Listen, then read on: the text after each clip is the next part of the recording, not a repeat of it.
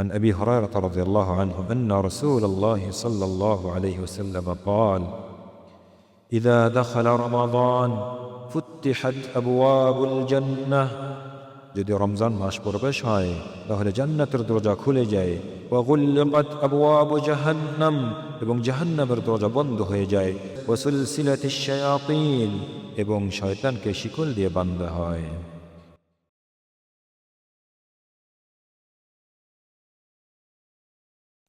বিসমিল্লাহ আসসালাতু ওয়াসসালামু আলা রাসূলিল্লাহ ওয়া আলা আলিহি ওয়া আসহাবিহি আজমাইন আম্মা বা'দ। সম্মানিত ভাইয়েরা, আল্লাহ পাক রব্বুল আলামিন আপনাদের রোজা, নামাজ এবং দোয়া কবুল করুন, আল্লাহুম্মা আমিন। সম্মানিত ভাইয়েরা, আল্লাহ পাক রব্বুল আলামিন যে রমজান মাস আমাদেরকে উপহার দিয়েছে, এই রমজান মাস কেন এত সম্মানী হয়েছে?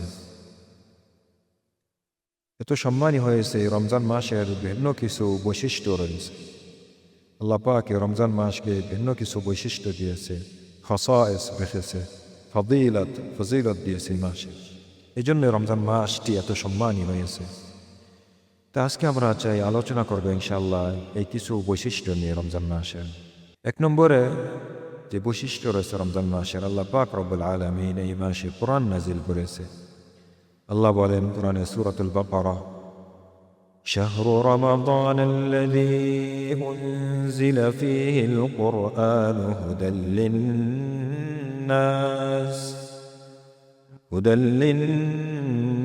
وبينات من الهدى والفرقان। যে রমজান মাস আমি কোরআন নাজিল করেছি, উনজিলা ফীহিল কুরআন, যে এর মধ্যে আমি কোরআন নাজিল করেছি এবং এই কোরআনে রয়েছে হুদাল লিন্নাস, মানুষের জন্য পথ প্রদর্শক, হেদায়েত, এবং তাই নয় ওয়াবাইয়িনাতিন মিনাল হুদা, এবং রয়েছে হেদায়েতের সুস্পষ্ট বর্ণনা রূপে, ওয়াল ফুরকান, এবং সত্য মিথ্যার পার্থক্যকারী রূপে। এই মাসে কোরআন যে নাজিল হওয়া অর্থ কি? কোরআন ভাইয়েরা নাজিল হয়েছে প্রথম লৌহুল মাহফুজ, লৌহুল মাহফুজ থেকে দুনিয়ার আসমানে, যেটা বলে বাইতুল মামুর, মিনাল লৌহিল মাহফুজ ইলাল বাইতুল মামুর ফিস সামাইদ দুনিয়া, দুনিয়ার আসমানে যে বাইতুল মামুর, এখানে কোরআন নাজিল হয়েছে একসাথে লৌহুল মাহফুজ থেকে। পুরা কোরআন একসাথে নাজিল হয়েছে। তারপরে এইখান থেকে নাজিল হয়েছে কখন?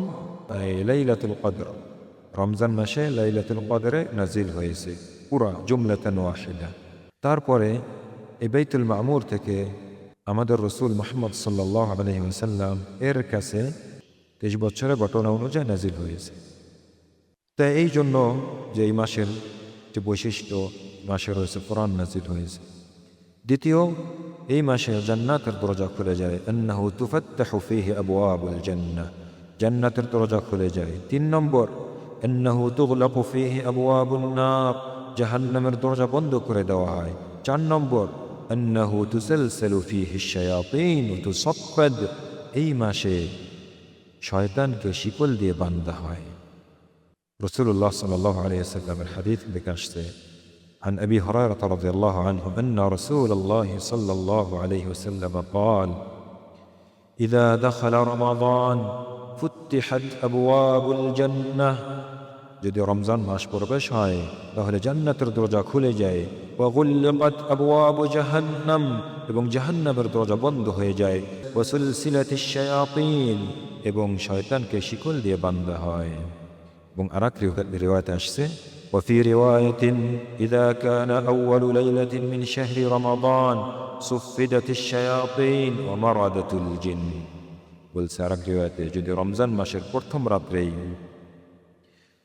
শয়তানকে শিকল দিয়ে বাঁধা হয়, জিনের যেই বড় খবিস নেতা মারাদাতুল জিন, তাকেও শিকল দিয়ে বাঁধা হয়।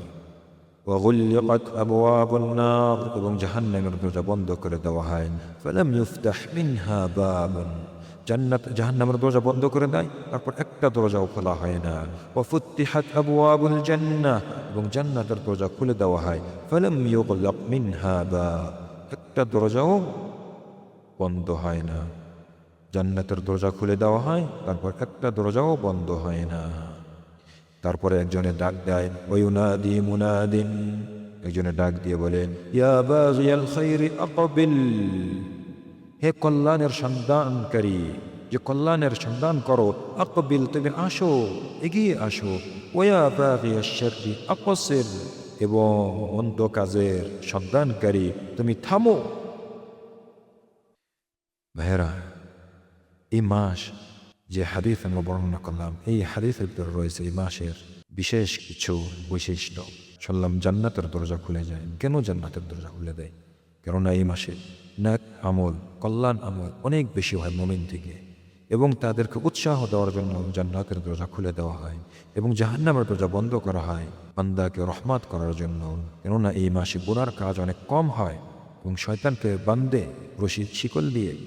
এই জন্য শয়তান এই মাসে করতে পারে না ওই কাজ, যে কাজগুলো রমজানের বাহিরে করে। এবং 5 নম্বর বৈশিষ্ট্য রয়েছে, আন্নাহু ফীহি লাইলাতুল কদর আল্লাতী হিয়া খায়রুম মিন আলফি শাহর। এই মাসে রয়েছে একটি রাত, যেটাকে বলা হয় লাইলাতুল কদর, যে রাত 1000 মাস থেকে উত্তম। 1000 মাস থেকে মানে 83,000 অথবা 84,000 বছর থেকেও উত্তম। এবং রাসূলুল্লাহ সাল্লাল্লাহু আলাইহি ওয়াসাল্লাম বলেন, ওয়ামান কামা লাইলাতুল কদর, যেই ব্যক্তি লাইলাতুল কদরে সজাগ থাকলো, ইবাদত করলো, জিন্দা রাখলো লাইলাতুল কদরকে, ঈমানান ওয়া ইহতিসাবা, ঈমানের সাথে এবং সওয়াবের আশা করে, কি হবে তার? বলে গুফিরা লাহু মা তাকদ্দামা মিন যামবিহি, তার যত গুনাহ হয়েছে পিছনে সব গুনাহ মাফ করে দেওয়া হবে। ভাইরা, একটু খেয়াল করুন, এই মাসে যদি আপনি ইবাদত করেন, 2 রাকাত নামাজ পড়েন, যেই নামাজ আপনি 83,000 84,000 যদি হিসাবে ধরে থাকি, যদি কমসে কম 83,000 বছর নামাজ পড়লে যে সওয়াব পাবেন তোবা পাইতেন, এই সওয়াবটি শুধু 1 রাত্রেই পাবেন। এবং যদি দান করেন 1 টাকা, 1 রিয়াল দান করেন ওই দিন, 83,000 বছর থেকেও উত্তম, এবং 84,000 বছর দান করার থেকে উত্তম।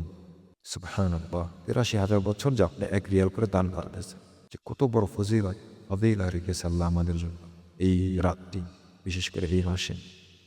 এবং 6 নম্বর যে বৈশিষ্ট্য রয়েছে, আল্লাহ পাক রব্বুল আলামিন বিশেষ করেছে এই মাসটি রোজা ফরজ করে আমাদের উপরে, এবং এইটা রেখেছে উত্তম আমল এই মাসে আল্লাহর নৈকট্য লাভ করার জন্য।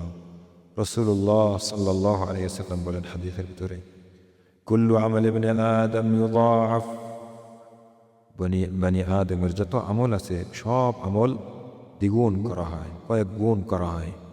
আল হাসানাতু বিআশরি আমসালিহা, একটি সওয়াবকে 10 গুণ বাড়ানো হয়। ইলা 700 ضعف, ইলা 700 ضعف, একবার বাড়াইতে বাড়াইতে 700 গুণ বাড়ায়। এটা জেনারেল, যে কোনো মাসে যে কোনো সময় আল্লাহ পাক রব্বুল আলামিন করিম আমাদের সওয়াবগুলো অনেক গুণে বাড়ায়। কিন্তু আল্লাহ পাক রব্বুল আলামিন রোজার ব্যাপারে কি বলে?